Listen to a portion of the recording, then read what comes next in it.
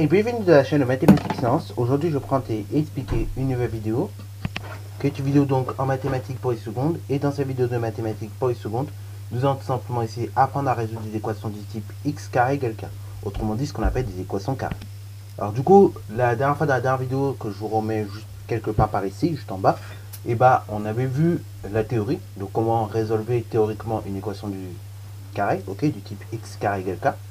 Et donc là, on va voir la pratique, comment ça se résout vraiment, ok. Donc là, je vous avais fait toute la partie courte, toute la partie théorique, avec une petite démonstration des résolutions d'équations du second degré, enfin, du type x carré égale k, parce que c'est pas vraiment une équation du second degré encore. Et donc là, maintenant, on va voir la partie courte, enfin, la partie courte et plus précisément la partie pratique de la chose, ok. Donc là, je vous propose trois petites équations de ce type-là, et ensuite, nous allons tout simplement corriger, voir comment elles se résolvent. Alors du coup, c'est parti mon kiki, nous allons donc corriger. Et donc on va commencer par la première équation qui est la plus simple. C'est l'équation x carré égale 64. Alors donc, je vous rappelle. Déjà, il faut peut-être se rappeler des trois propriétés pour résoudre une équation de ce type-là. Donc ce qu'on appelle une équation carrée. Alors justement, je vous rappelle la propriété. Donc l'équation x carré égale k admet trois cas de figure. Ok, elle admet en fait trois cas de figure. Il y a trois cas de figure dans lesquels on peut se trouver. Elle peut admettre.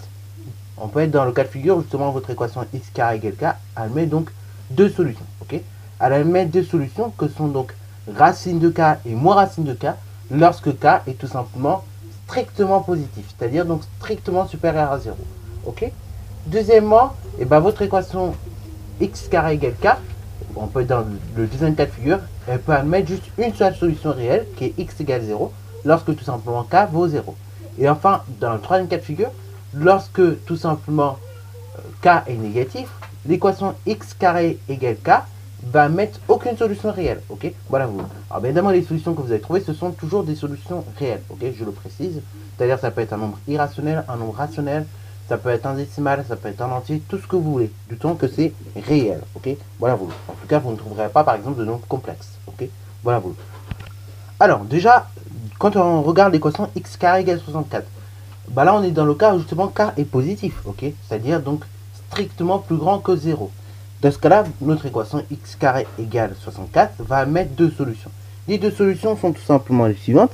C'est donc x égale racine carrée de 64 ou bien x égale moins racine carrée de 64.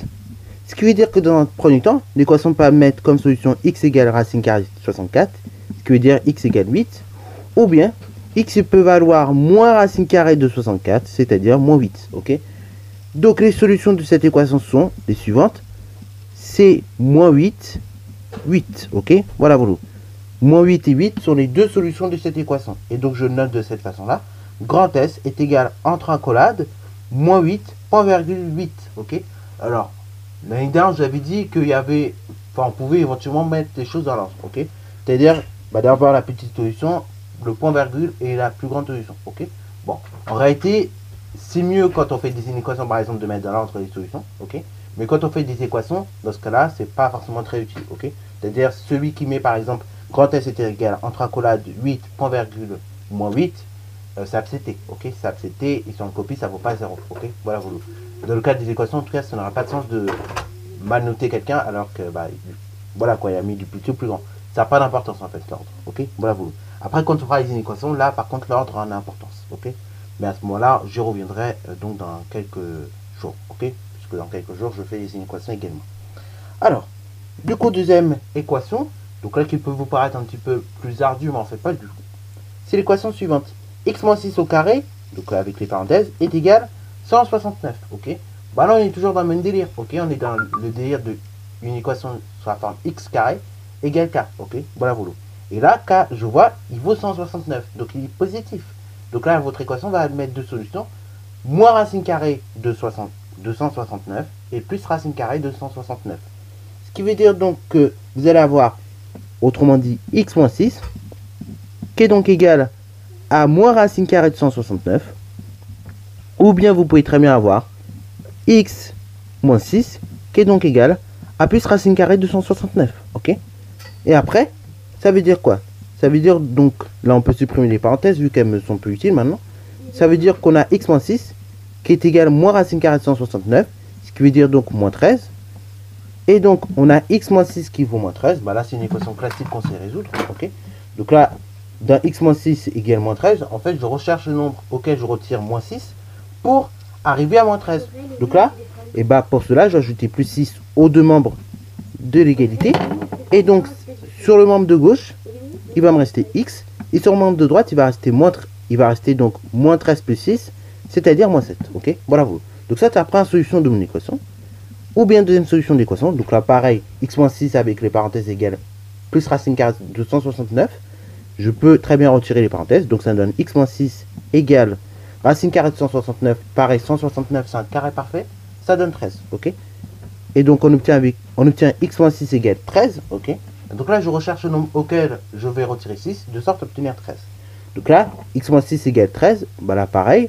Je vais donc ajouter plus 6 aux deux membres de l'égalité, ok, de sorte à avoir juste que le x, qui me reste juste x, et donc sur le membre de gauche il va me rester juste x, et sur le membre de droite 13 plus 6, c'est-à-dire tout simplement 19. Voilà, et donc là on obtient bien deux solutions pour notre équation. On obtient que les deux solutions de l'équation sont moins 7 ou bien 19, ok. Donc grand S est égal entre accolades 7, point virgule, 19, fermeture de l'accolade, ok. Voilà. Alors du coup, on va résoudre la troisième équation. Donc je vais vous la réécrire en dessous. Donc c'est x plus 12, le tout au carré avec les parenthèses, égale 144. Donc là, pareil, on est dans le même délire que tout à l'heure.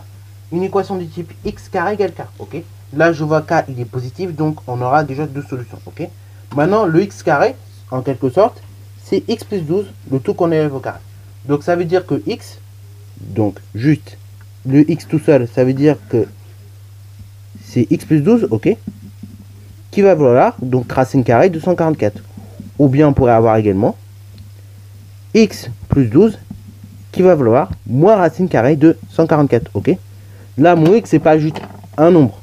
Le x au carré, c'est en fait toute une expression, c'est x plus 12, ok. Et donc, si on va voir les solutions de mon équation, si on va voir x égale moins racine carrée quelque chose ou plus racine carrée quelque chose, et ben on va juste prendre le contenu de la parenthèse, c'est-à-dire x plus 12, et après bah, on mettra moins racine carrée de 144 ou plus racine carrée de 144, ok, derrière. On mettra, ce sera égal à ça.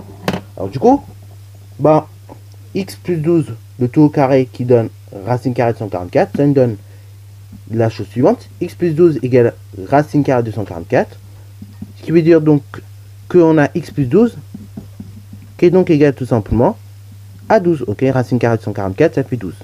Ou bien, on a x plus 12 qui est donc égal à moins racine carrée de 144, ce qui veut dire donc moins 12. Ok, voilà. Alors donc on va résoudre ces deux équations-là. On va commencer par celle-là. X plus 12 égale 12. Donc là en fait je recherche le nombre qui est ajouté à 12 va donner 12. Bon, bah, vous connaissez la réponse plus ou moins. Mais donc on va résoudre l'équation. Donc là, ce qui me dérange sur le membre de gauche, c'est le plus 12. Donc je vais faire moins 12 aux deux membres de l'égalité. Et donc, sur le membre de gauche, il va me rester 0. Enfin, il va juste me rester x, en fait. Parce que 12 et moins 12, ça s'annule. Donc, il reste juste x. Sur le membre de droite, par contre, 12 moins 12, 0. Ok. Donc là, x, il peut valoir 0. Ou bien, il peut valoir, comme on va valoir ici, dans le second cas. Donc, x plus 12 égale moins 12. Je recherche le nombre qui, ajouté à 12, va me donner moins 12. Bah là, pareil, ce qui me dérange, c'est mon plus 12. Donc, je vais faire moins 12 sur les deux membres de mon égalité. Et ça va me donner donc que x, c'est tout simplement égal à 12 moins 12, c'est-à-dire moins 24, ok. Donc, x, il peut valoir 0, ou bien il peut valoir moins 24, ok. Voilà. Donc, les solutions de mon équation, c'est moins 24, 0, ok. Donc, notre grand S est égal entre accolades, moins 24, 24, ok. 0, pardon. Voilà. Donc, que faut-il retenir de ces résolutions d'équations? Il faut retenir deux choses. Déjà, les propriétés, absolument les connaître. Ok. Donc, il faut savoir voir quand k il est positif, quand k il est négatif, ou bien quand k il vaut tout simplement 0. En général, vous avez vu, k il était positif. Donc, on a émetté deux solutions, moins racine carrée de k ou plus racine carrée de k. Ok. Après, là, il ne faut pas avoir peur, c'est ce genre d'équation. Ok.